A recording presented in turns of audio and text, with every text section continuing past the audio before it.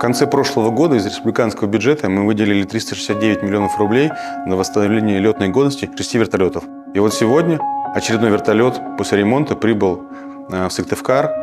Мы понимаем, что это очень востребованная услуга, вертолетной перевозки. Мы будем это точно поддерживать, развивать. Это дает дополнительный доход нашему предприятию.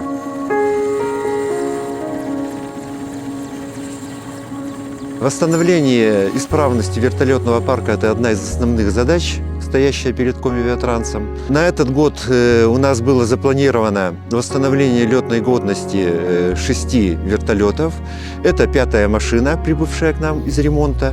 Увеличение вертолетного парка позволит увеличить объем вертолетных работ, предоставление услуг как по социально значимым задачам. Это перевозка пассажиров населения в труднодоступные населенные пункты, в период распутицы межмуниципальные сообщения. Также выполнение работ в интересах санавиации, лесопожарного центра, ну и выполнение работ на подрядчиков в интересах нефтегазовой отрасли. Производственную программу предприятие выполняет, и до конца года у нас также сейчас ведутся работы по восстановлению запланированного 6-го вертолета.